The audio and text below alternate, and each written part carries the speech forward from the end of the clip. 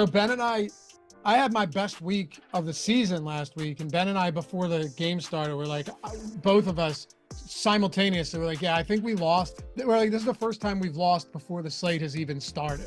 It just was one of those that didn't feel good. So I'm hoping, you know what? I hate this slate now. I hate it.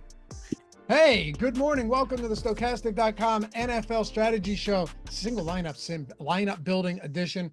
For those of you new to this, we're not just sitting here using the tools. We're breaking the slate down. You know, it may not be game by game, but it's definitely position by position, trying to figure out what the best builds look like, using the tools, the sims, the projections, the ownership, the top stacks, all of that stuff to our advantage. So whether you are a sub or you're not a sub over in Stokastic, hopefully you've enjoyed this show. Hopefully it's benefited you, and we're going to dig into it right now. And as always, look, things will change throughout the week, right? I mean, we're in week 5.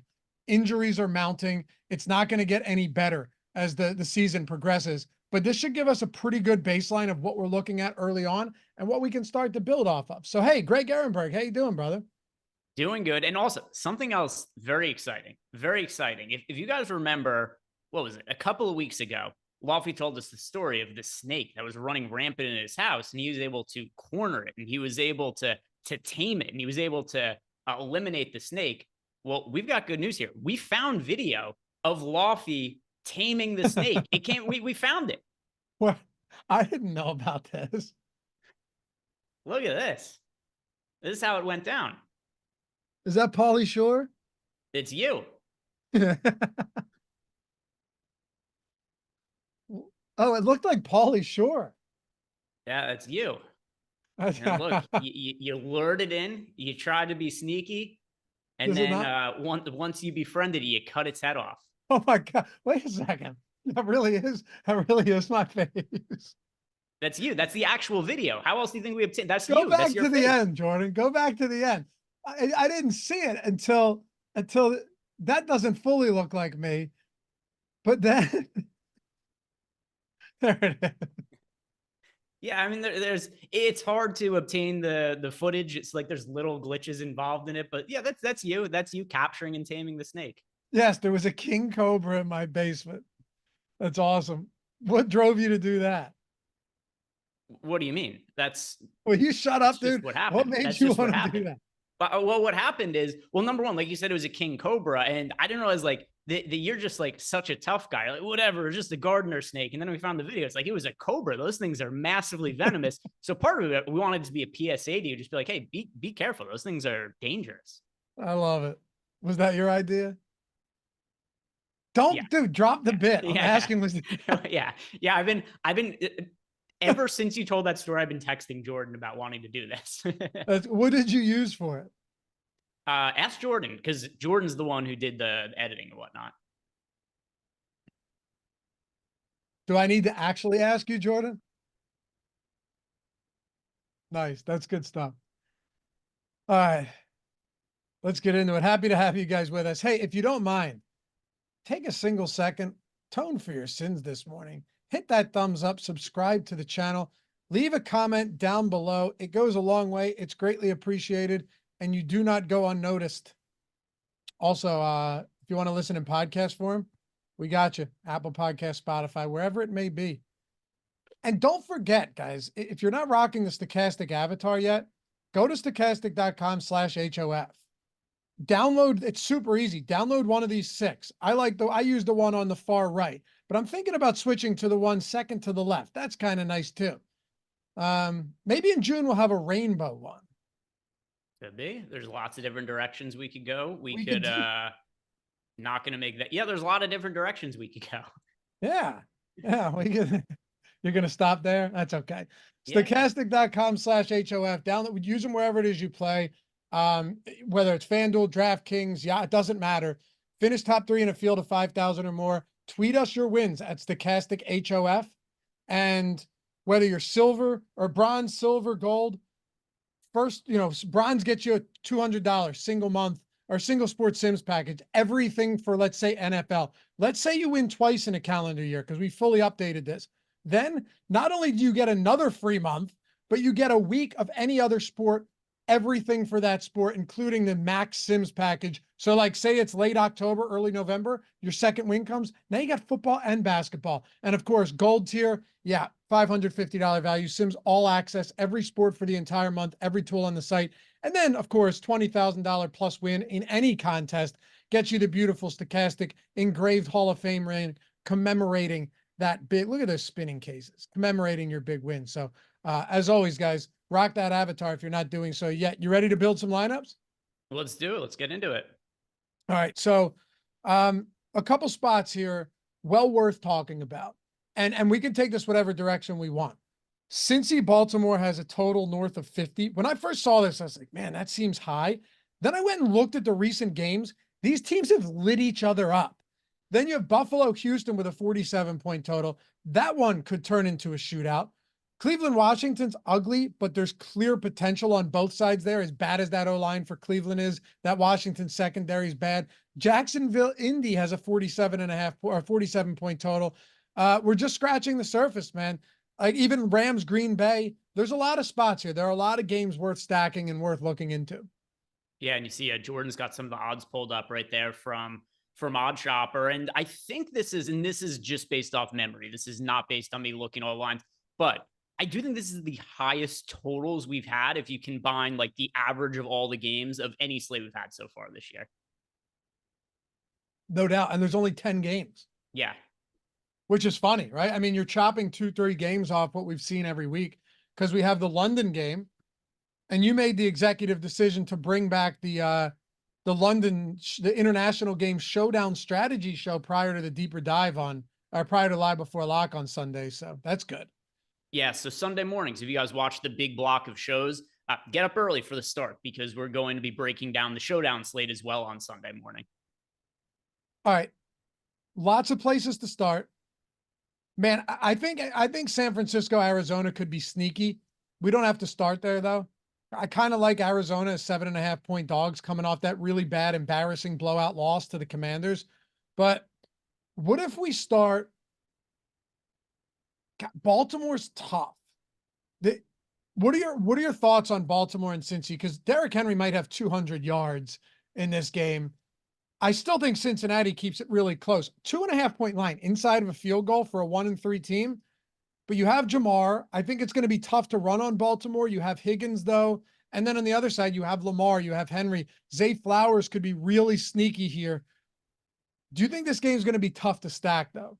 So I actually think this is a very good leverage spot where it's, like ownership, it's always a little bit sketchy on Wednesday just because so much changes by the time we get to Sunday with extra value opening up and where the field is actually going to build lineups. But I do know with a pretty good degree of confidence, there are going to be a lot of people that want to play Derrick Henry and have just totally written off the passing game of the Ravens, but they haven't had favorable passing game scripts as of late. They've just been destroying teams in the last couple of weeks. Like they were up. I know the final score was close against the Cowboys, but it was not close for most of the game. So like the run to pass split, it was like 48 rush attempts to 15 pass attempts.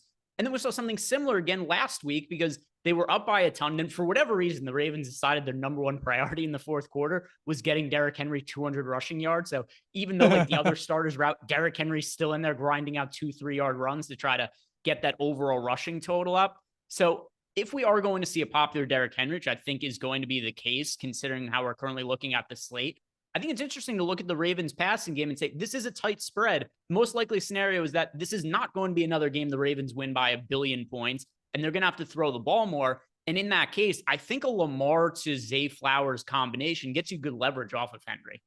I do too. To your point, Baltimore pass play percentage over the last 3 weeks, I'm excluding Kansas City because we saw like that was a game where they had to throw. But pass play percentage over the last 3 weeks, 40%, lowest in the league by almost 5%. So that's a really low number. I'll ask you a crazy question here. Do you think it's viable to go Henry and Zay Jones with no Lamar?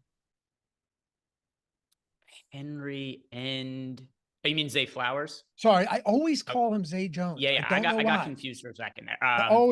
But you could have just, you knew where I was. I can't help it.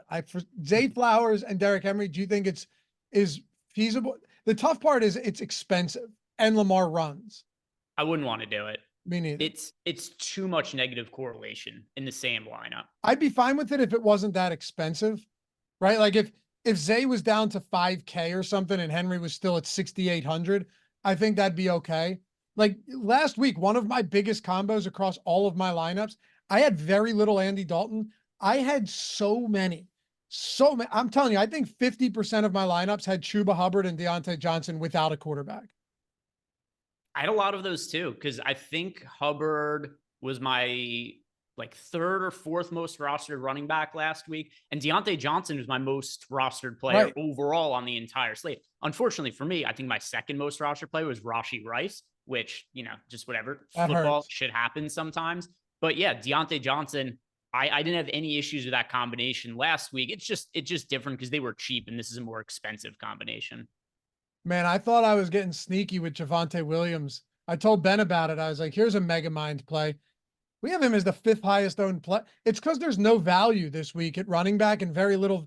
Like, okay, so the 2 guys I threw out to Ben yesterday, cheap guys at each position. One was Javonte Williams. The other was Jordan Whittington. Because I'm going, there's nothing here. We have Whittington as the 2nd highest owned player right now, and Javonte Williams is the 5th. Yeah. It's a lot of ownership going there, but it's good. It's because of the reasons, like you said, there's going to be more value that opens up by Sunday. It's inevitable. It's been the case every single week so far this year. So the ownership on these guys, it is going to come down, but they're also not going to be sneaky at any point in time. Like the field is hip to it.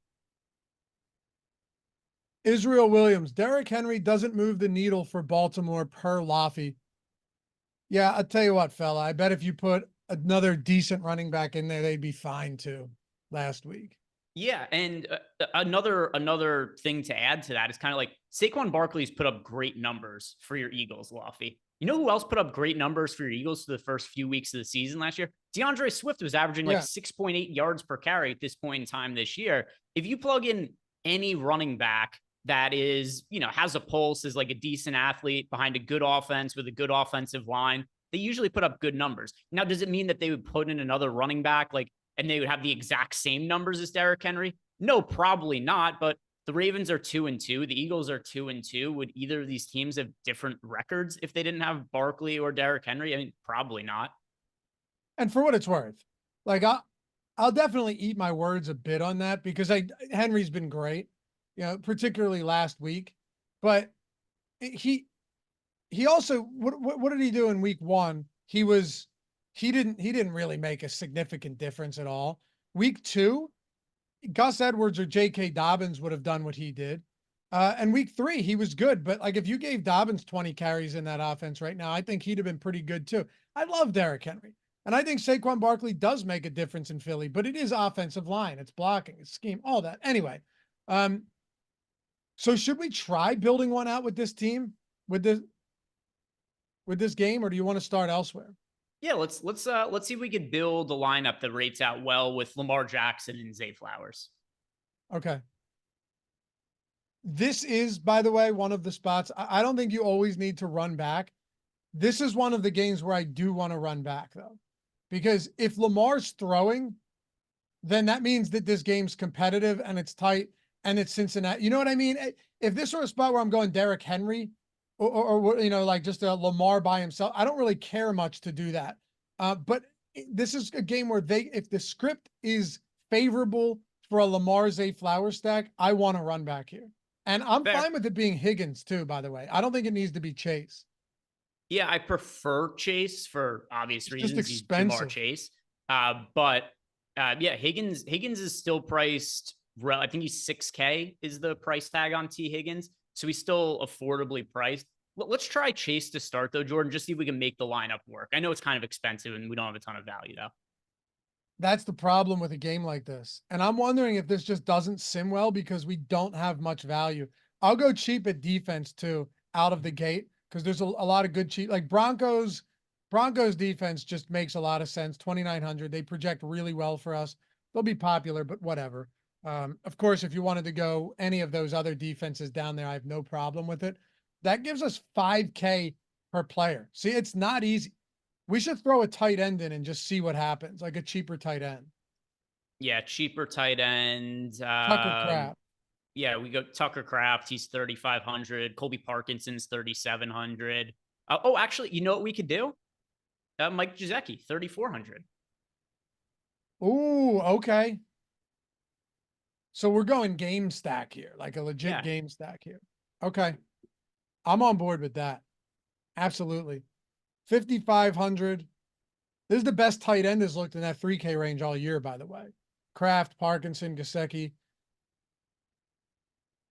We can't pay up for Mark Andrews is all the way down to 4K now.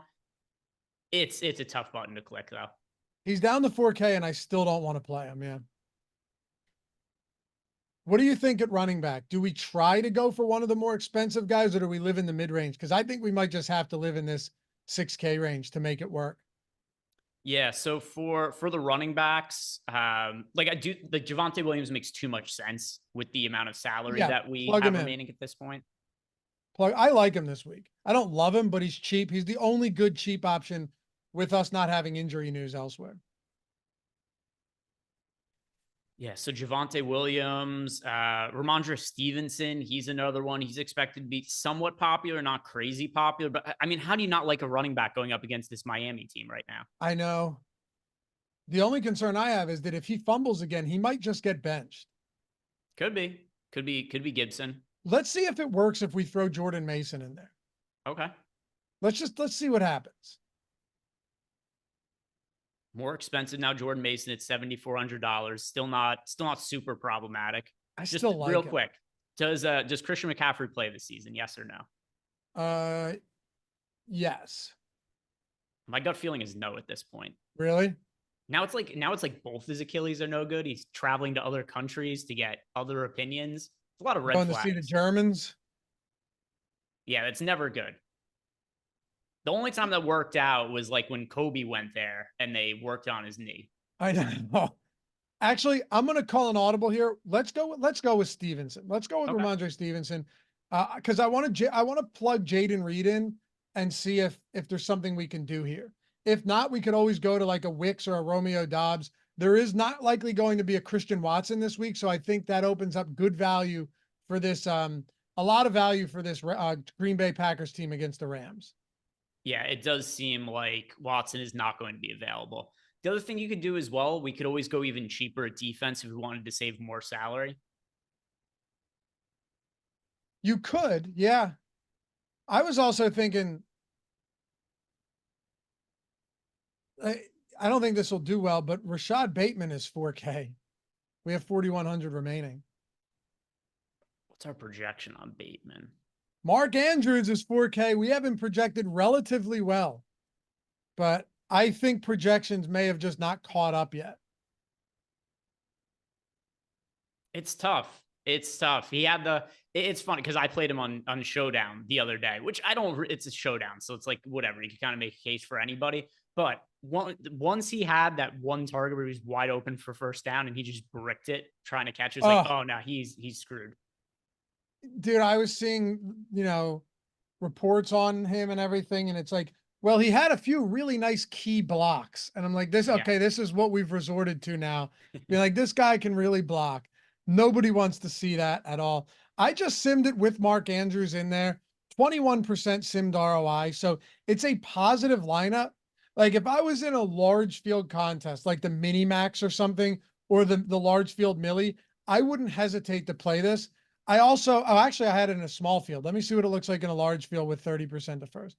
But I wouldn't touch something like this in the spy or the power sweep or the wildcat or something like that. Totally unnecessary. But if you're trying to go and you say this game could score 60 points, I actually don't hate this lineup with Jackson, Andrews, Flowers, and then Chase and Gesicki on the other side, Jaden Reed, Ramondre Stevenson, and Javonte Williams. I don't hate it.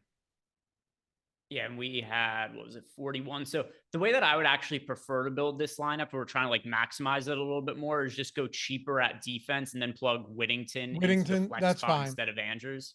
That'll grade out better. There's no doubt about it. Yeah, try that. Just out of curiosity, Jordan, real quick, go to the Panthers defense. Which isn't even a bad play. Salary. If you go Panthers defense and then Whittington. This is going to look decent, I think. Yeah, let's see. And I don't mind the Panthers defense, although they just lost Shaq Thompson. They just lost Josie Jewell. They lost 2 starting linebackers. Could be a problem, but does it really matter sometimes? Yeah, there we go. 68.3% Yeah. sim ROI. I really think any defense is going to be viable against the Bears this year, just because I think they're going to allow Caleb Williams to air it out. And Caleb Williams, he's going to make some really good throws. He's also been inconsistent. He's going to make some bad ones. Like, I don't think it's an indictment on what he's going to be like in the future. He's just a first-year quarterback. He's going to be inconsistent, and they're letting him throw the ball a ton, and they're taking a ton of chances. Like, one of the reasons that Jaden Daniels has been so successful is because they're really playing while kind of protecting him. It's a lot of short passes. It's a lot of safe plays. They're just letting Caleb Williams air it out. And that's going to lead to some games like a couple weeks ago where he throws for 360 yards. And there's going to be other games too, where he like gets sacked 5 times and has 2 or 3 interceptions. So obviously it's a good matchup on paper against the Panthers, but the Panthers nearly min price at defense. They're going to have opportunities. I'm on board. I actually really don't hate that lineup at all. But also in a large field, the double stack with Lamar is interesting. No one's playing that lineup that we had. There's just nobody touching that. Yeah. But I think you're right. Get away from the variance of defense and embrace the variance of defense. Just go cheaper and upgrade to a guy in Whittington who played 97% of snaps last week, who had, team leading 8 or 9 targets. You're not going to get any pushback from me there. All right. I have a fun idea here, right? All right. Let's try stacking this Green Bay Rams game. 48.5 point total. Rams defense is terrible, but I also think that they'll be able to move the ball a little bit here. I don't think Jair Alexander plays. Devontae Wyatt is doubtful, I think, as well. I don't expect him to play. Not great, but he can get to the quarterback. And then with the Rams, they can't stop anybody right now. And the absence of Christian Watson makes it more interesting. You on board with this? Yeah, and the quarterback's also a particular Stafford. Stafford's $5,500. He's one of the cheapest quarterbacks on the slate. You got Watson's 5,300. Daniel Jones is 5,200.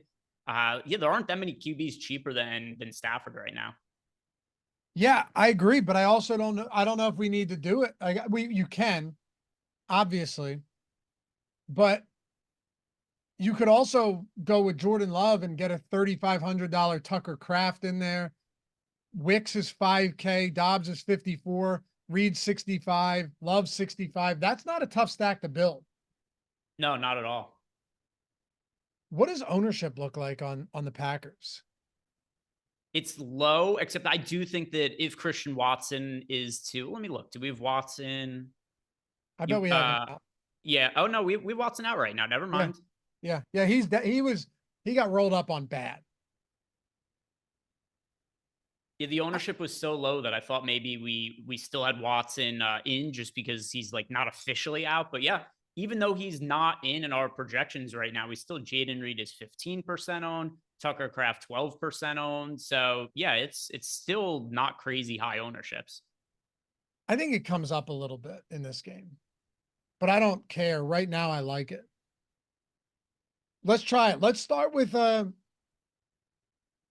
you could go Dobbs or Wicks, but how easy do you think it would be to get Lovecraft and Reed in there?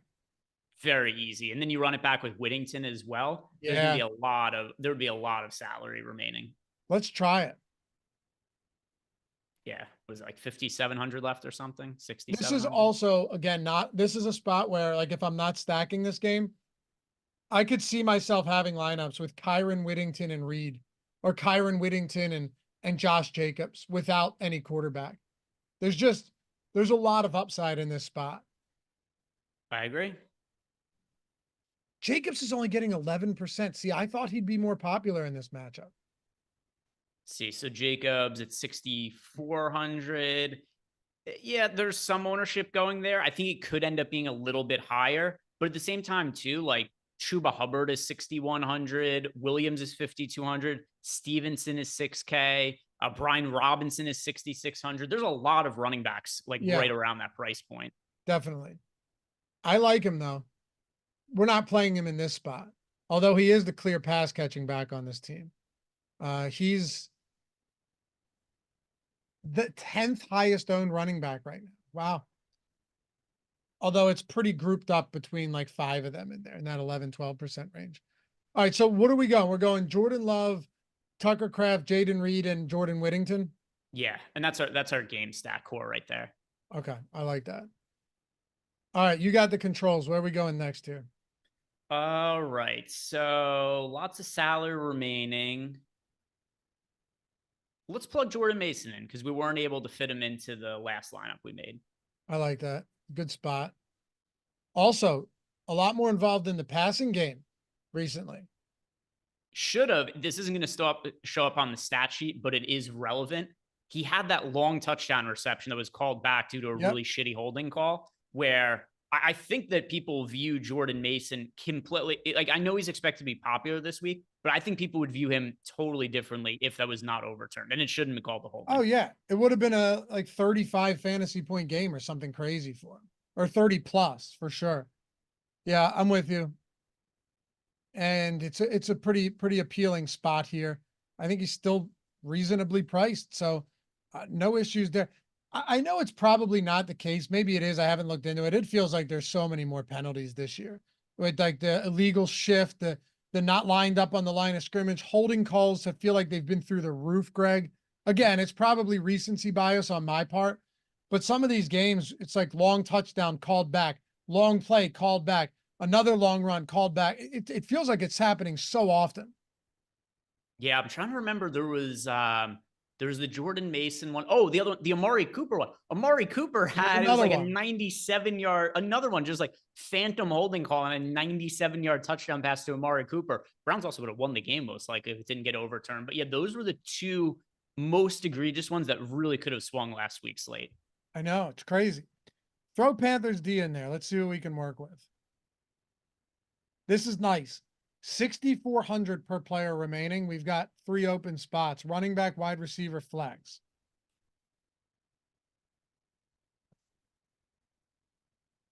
Peter Wasaki in all capital letters, because his caps lock button has been stuck for the last 4 years, is asking us.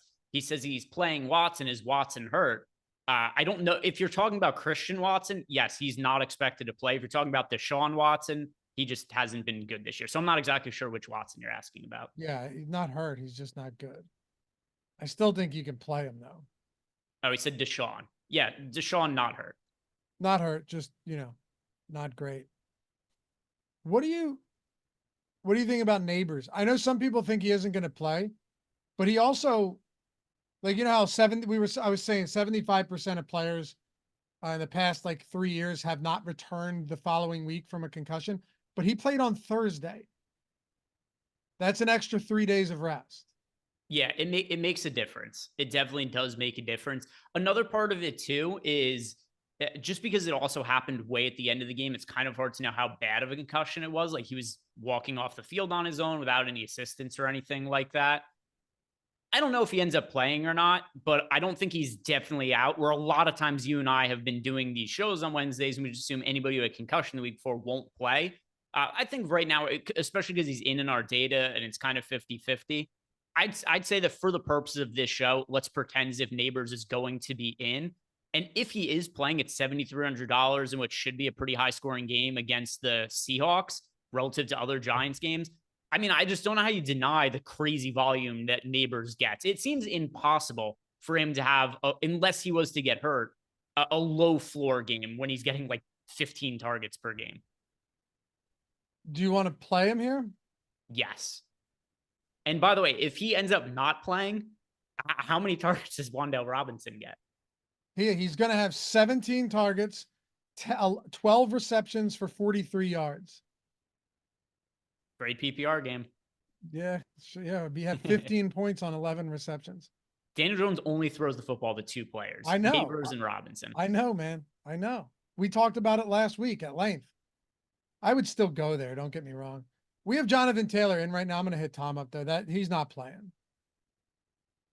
There's no way. If he does, I'd be shocked. But I mean, I think we could go back to Ramadra here at this price point at 6K flat. Yep, I have no issue with that. DeAndre Swift is another one that I think looks pretty good, but let's go Stevenson here. 5,800 for the flex. Anything good? Let's see who's in that price point. 5,800. It's not great. All right. I'm looking at all the different players. 5,800. Jerome Ford against Washington. Yeah, I guess Ford is the best option. We have him projected really well. And the reason I went Ford instead of Swift is because we did plug in the Panthers defense already, so I would screw up the sim ROI a little bit. And by the way, guys, if you ever want to check this tool out, there you go, 114.5. That's or 0.7. That's nice. You ever want to check this tool out or any of our tools? That link in the description will get you there. One link now. Don't have to use a bunch of them. You'll see it. Join Stokastic NFL right there. Click that. Jordan's got it up on the screen. So you can see, you can toggle from weekly to monthly and see what every package costs, from essentials to light to core to max. We fully revamped the subscriptions this year. So no matter who you are, no matter what style of play, how much you're playing, how serious you are, how much you want to automate your process, or how much you want to hand build and get instant feedback like the single lineup sims here, we've got something for every one of you guys, and we'd love to have you over there. And as Greg always says, the premium Discord's included with all of these subscriptions, so make sure to jump in. But yeah, like with the core package, you're not just getting a single lineup sim. You are getting a version of the contest generator and the actual lineup simulator, plus the post contest swap or late swap and post contest simulator, so you can evaluate all of your lineups and all of the winning lineups like Ben and I did on the first look show. So yeah, Greg, I'd say I think it's reasonable to say if you're looking to up your game, get the best tools out there, but also give yourself a chance to be like, all right, I don't need all of this, but I like this. There's no limitations on what you can grab here. Yeah, and then also with basketball starting up in a month, keep in mind too that maybe for a lot of you guys, if you're going to be playing multiple sports, maybe for now just sign up for like weekly package and for a couple weeks if you're looking to get in on NBA, because then it's going to make more sense from a value perspective for you guys to sign up for any of our all access packages that include all of the sports. But yeah, if you're just looking for football, then we've got packages for just individual sports as well as bundles. Goombas asked, by the way, link down there in the description and in the chat, as I mentioned. Goombas asked, do the sims like going cheap quarterback wide receiver stack and jamming everywhere else like Knicks and Sutton? Probably not. I mean, probably not. I like Sutton this week, probably more than our projections. I intend on giving him, at least where we're at right now, I intend on giving him a bit of a boost. But I would guess that Knicks, what do we have him projected at? Bo Nix projected for not bad. Not bad. 16.35. There's a really high floor for quarterback projections, unless it's just like a total dog shit quarterback. It's very rare you're going to see a quarterback projected for like 10 fantasy points or something like that. What's our lowest quarterback projected? I mean, we could try Knicks and Sutton. I don't think it's going to come out great. Yeah, like Jacoby Brissett is projected for 11.5 fantasy points. Yeah. Every other QB is projected for at least 13 fantasy points, and nearly all of them are projected for at least 16. I will say, though, Knicks has some rushing upside. Sure. Absolutely does. He has rushing touchdowns in 2 of 4 games, 25, 35, 47 rushing yards. Let's just try it. Let's just see what even if it doesn't sim well, let's just see how easy it is to build with something like a Knicks and Sutton. Yeah. And then also, I mean, we've talked about, actually, never mind. I was going to say, never mind. I was going to say that maybe Javonte Williams, we could plug into that as well. Just, I have been reading a lot. There's more correlation between RB1s and quarterbacks than I otherwise thought there was. But I don't know if that's going to be the case with Bo Nix just because of how much he runs. Yeah, true. And it's just such a low scoring team as well. Let's throw. Can we just go Nico and Jordan Mason? Probably. Nico Collins has been ridiculous so far this year. He's so good. Has there Ben's been favorite any, player. unless I haven't seen an update on Tank Dell. Has there been one that I missed? Nah, we'll know a lot more after today when you get these practice reports in. He's expected to play. Okay. I don't know how much it even matters with the way Nico's played. Yeah, I mean, at this point, I think it's just going to be hard for guys like if Tank Dell is in, I think it's hard for him and Diggs to be reliable, but I don't think it has any impact on Nico Collins. Yeah, it doesn't have much. He's the clear guy. Knicks, Mason, Sutton, Collins, Panthers defense too, Jordan. Why not? Yeah. Which we're just doing this because it's more fun to build lineups to have a little bit more salary for the skill position players. Yeah, it gives us a little bit more leeway here. Tight end.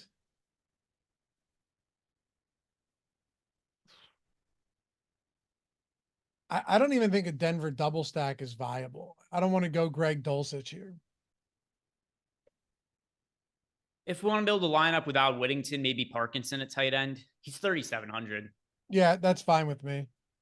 Let's do a secondary stack here with like a Jaden Reed or a Jacobs or something like that.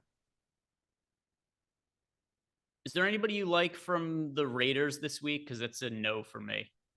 Not really. Also, I don't know if Davante is going to play, and if he does play, he'll get the Patrick Surtain treatment, which would make a guy like Jacoby Myers maybe look a little bit better. But no, I don't love this spot at all. Based on the reports we're getting, I think Adams' career with the Raiders is over. This sounds came out like it, but I'm unwilling to speculate too much on that.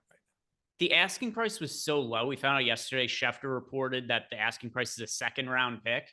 I just think teams are going to match that. And then also, while we were doing the show, I don't know if you saw, but the preferred destinations for Adams, it's either the Jets or the Saints. I think both of them be willing to give up a second round pick for Adams. I think he gets traded before this weekend. I don't know if he plays for whoever he gets traded to, but I think he'll be traded. Yeah, it's very possible here. And our projection clearly is baking that into it. Like we have him at 10, which means that he will show up in 0 lineups.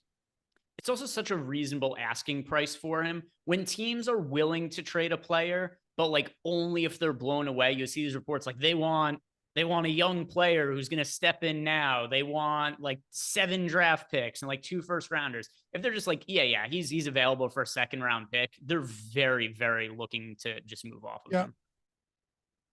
Really is. It's amazing how you go to Las Vegas and you go to the Raiders and things just go wrong. I mean, you didn't even have to specify the Raiders. You can just say you go to Las Vegas and things go wrong. It could, but even in Oakland, I'm saying, even in Oakland, there's a lot of franchises that are like that across all sports. Like we just saw it in baseball, like the Twins meltdown. It's like the same teams in every sport. They have the same shitty outcomes. It doesn't matter who the players are. It doesn't matter who the coaches are. Just the same things have been happening since we were kids. Yeah. Like Antonio Brown lost his mind. The onset of that was the Raiders. Henry Ruggs is in jail.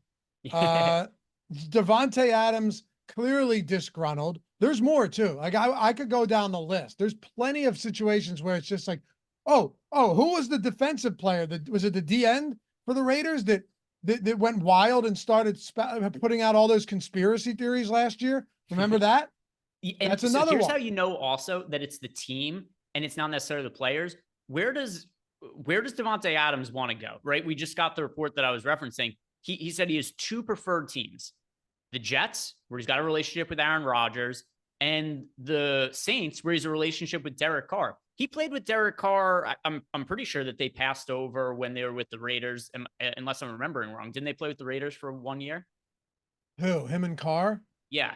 Like half a year maybe or something? And it didn't go well, but he still wants to play with Carr, which means to me, you look at Davante Adams, he liked Carr. He didn't like the team. Yeah, that's true. That's true. Ivan Got Yoke said the same thing. He's like, remember, they brought him there. He came there to play with Derek Carr because they played at the same college. Yeah. No, I guess it was. It would have been a full season, 15 games in 2022.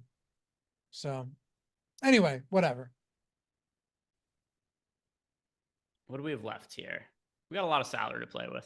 Receiver, running back, and flex. I guess Stevenson again at running back. I really do like Stevenson this week. I do too. We already built one with Javante, which is fine. Stevenson here, he projects really well for us. As long as he holds on to the football, he should get an insane amount of it's. This is strictly a volume play for Stevenson. Just,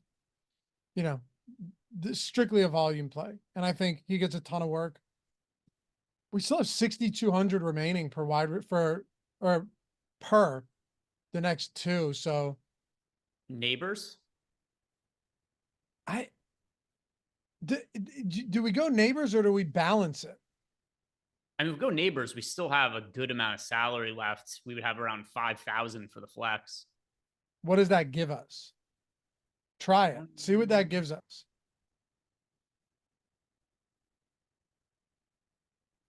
Yeah, 5. Yeah, who projects best there, Jordan? What go Dontavian Wicks with no Christian. Now we've got the little secondary Parkinson Wicks stack as well.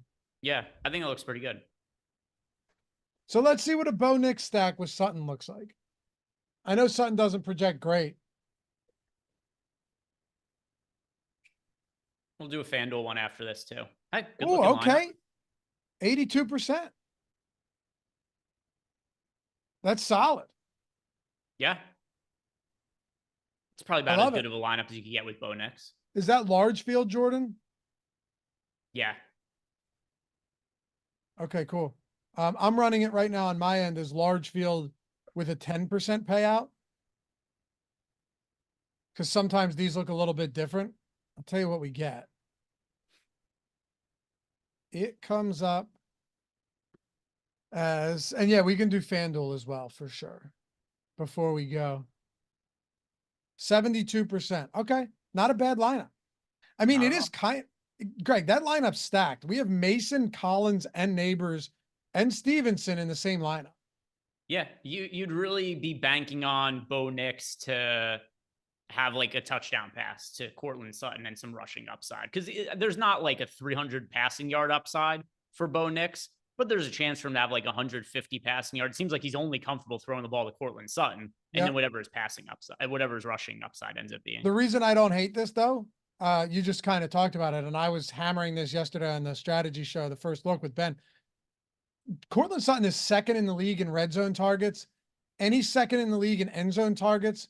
He has like a 58% air yard share on his own team, almost 30% target share.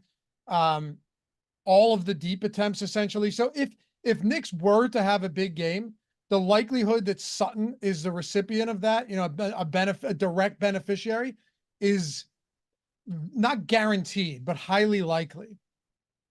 Yeah, for sure. I mean, there's nobody else. It's not the exact same because we don't have the same sample size and volume, but it's like the poor man's version of Daniel Jones to Malik Neighbors. Yeah, that's a good call. Yeah. Yeah, it's the poor man's version for sure. El Bumshek said, God, I can't do Sutton. Gross. Yeah, I mean, he gets so many targets, and they've had really tough matchups. They faced the Jets, which is a great D, in a windy, rainy weather game. They faced the Steelers. They faced the Seattle Seahawks in Seattle. And who else did they've had some really, he's had some really, Tampa. And against Tampa, they were actually pretty good. So he's had a really tough stretch of matchups to start his career. There's been a couple of teams that have played insanely difficult matchups. Like I'm on Saints futures this year, and like every game, I'm like, really, they have to play one of the best teams again. The easiest game the Saints have played all year was at home against the Eagles. And the other matchups, they've just all been brutally tough matchups for the Saints. So the Broncos right up there as well with difficult strength of schedule. Definitely. All right, let's take a look. FanDuel before we get out of here. Let's see. For FanDuel, it's a combination that did really well for me last week, Lofty, that you would put me on that I would like to go back to this week. Justin Fields to George Pickens. Because the Sunday night game's on that slate. Yes. Yeah, that was the Millie winner. That was a good that was a good combo, and it looked horrible early in the game. Yeah, I'd be out. I brought this up on a couple of shows now. I finished 25 points out of first place in the flea flicker on DraftKings last week, and that lineup had Rashi Rice in it, and Oh, it was a Justin Fields, George Pickens, Pat Freiermuth stack. really? Okay. By the way, one thing I have to throw out to you guys here, because this is crazy. If you look at expected fantasy points on PFF, right? Mhm. And you look at the guy who has more actual points than expected, Kenneth Walker, Derrick Henry, Jordan Addison, no surprise there. Chris Godwin, Khalil Shakir. Cortland Sutton, 10 fantasy points per game. Expected points per game, 18. Plus minus of minus 7.8. No one is even close to that. Deontay Johnson at minus 5.4 is the next closest. So you're looking at expected. Some people don't care about this. I get it, because you could argue Bo Nix, but I could argue the matchups have been terrible. No one has more expected fantasy points per game than their actual fantasy points than Cortland Sutton this year. By the way, this was my same argument on George Pickens last week. Worked out. And we Yeah. can plug him in right now on FanDuel. It's always interesting when you could build some of these lineups on FanDuel that aren't available on DraftKings, but let's put it in, Jordan. Let's go Justin Fields at quarterback and go to George Pickens at wide receiver. Pickens also only 6K on FanDuel. Let's go. Let's do it.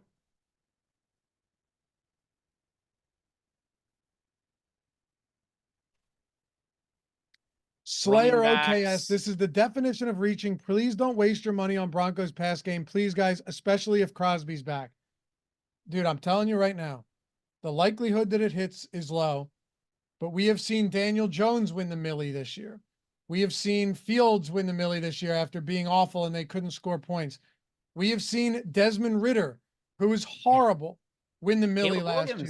Caleb Williams this year as well, who's not been great on paper, but he won GPPs a couple of weeks ago just based on volume, like totally different in terms of how Bo Nix would get there. But he had the Caleb Williams game where he threw for 360 yards and multiple touchdowns. We have seen Tyler Huntley win Millies for people not long ago. Yes, it's gross, obviously. But if your approach to these spots is like, don't play this guy because he hasn't been good, and you're ignoring ownership and you're ignoring the leverage you get here, and you're ignoring what else it does for the lineup. Because you know what I think people ignore, Greg? And for what it's worth, Nixon Sutton could be terrible this week. It wouldn't matter to me. I jammed Fields and Pickens. Pickens hadn't been good, and I had my best week yet. Are they a step up from Nixon Sutton? Yes.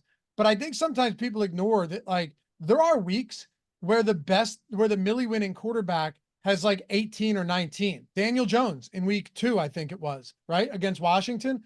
Yeah. And also QB production is way more random, at least in fantasy, because it's so important in real life and it's just so unimportant in fantasy relatively, because the quarterback production, it doesn't really always correlate to, like, Jameis Winston used to have big games, at least in part because of how many interceptions, pick sixes he would throw, because he could lead his team downfield. He'd throw a pick six, and then all of a sudden Jameis Winston right back on the field with more opportunities to throw the football. And there would also be more pass friendly game scripts because of the points you'd give up through interceptions. So, yeah, I mean, quarterback production, if you're just thinking this guy's terrible in real life, it doesn't always matter for fantasy. No. JM85, anytime I tune in, it's a Sutton meat riding fest with this dude. I suppose you're talking about me. That's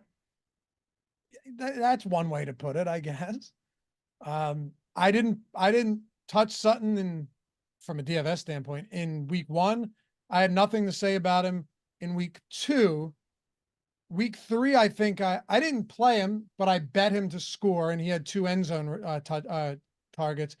This is really the only week, and I think I've made a competent argument whether it works out or not. Anyway, so we have Fields and Pickens. Who else? Yeah, so some running backs that we have not yet rostered yet that I also think generally look good on FanDuel and DraftKings. ETN is $7,200. I have a feeling there's going to be people who are saying, like, oh, Tank Bigsby is going to be the guy because he did a good game last week.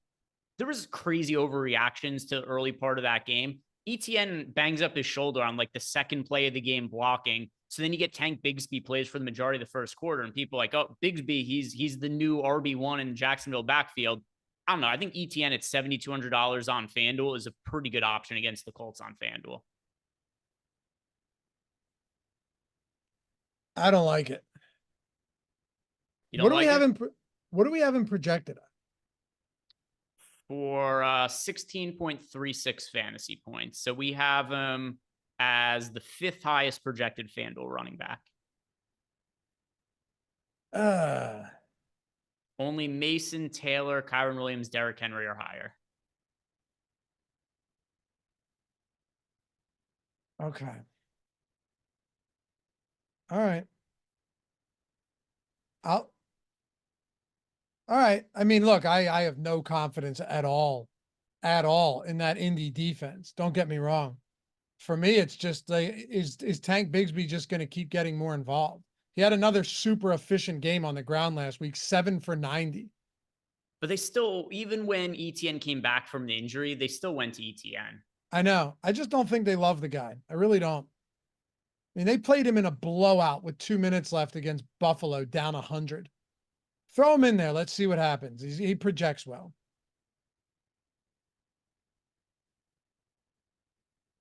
All right. So ETN,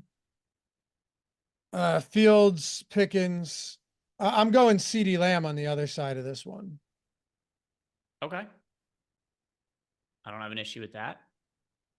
It's not a great spot, but they can protect the quarterback. And, George Pickens had a good game there last week. Go CeeDee Lamb. He's very expensive, though. But do you want to go Fields Pickens without the run back in this spot?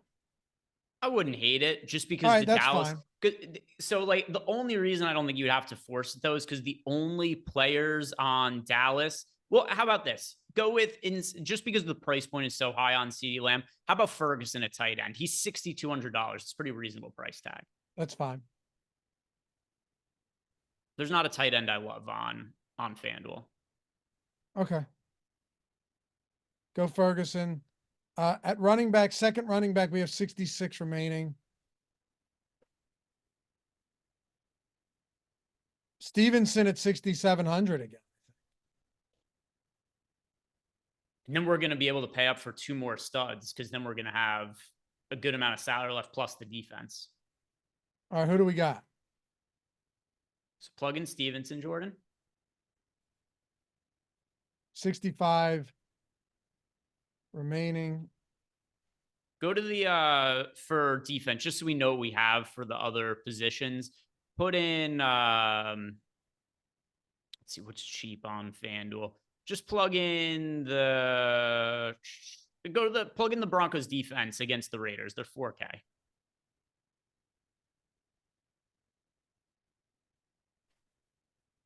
Whittington's 5,400. That might just open things up for us. Okay. Yeah, Whittington, and then we could probably 7,500 for the flex. Who projects best?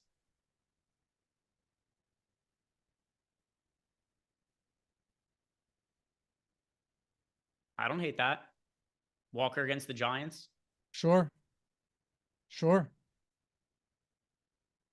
One thing we'd be very confident in, because Charbonnet had some like relatively decent games with Kenneth Walker out. They went right back to Kenneth Walker immediately last week. He is absolutely going to be the guy for them. Yeah, I wasn't sure what was going to happen there, but that was pretty obvious. All right, we have 9,500 remaining. No, we filled the lineup out. I thought we removed CeeDee Lamb and put Ferguson in. Yeah, we went. Oh, I see. We left both of them in here. Well, here we did. We plugged in both, and we end up with the 80% sim ROI with this. That's not bad, Jordan. We got to run, but take CeeDee Lamb out, put Jamar in, and see what happens.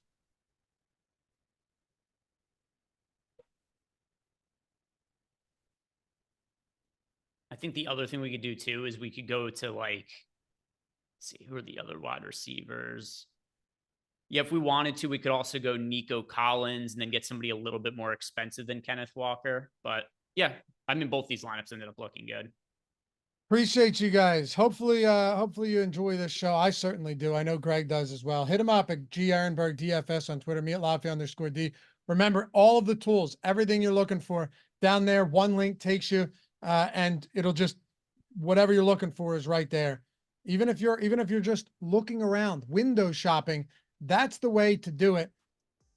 But we'll be back tomorrow. Showdown Strategy Show. Josh has live before lock for baseball at 1:30 today. Yep. So there's that. Yep. Afternoon And then baseball. What's that? Afternoon baseball, which Yep. we don't know what the schedule is going to be looking like going forward for baseball, because any of the series could end and then it's all in flux because it's 3-game slates. But at least today we know it's going to be 1:30. And then Greg and I will be back for the Tournament Strategy Show on Friday. So have a great rest of the week. We'll see you guys then. Peace.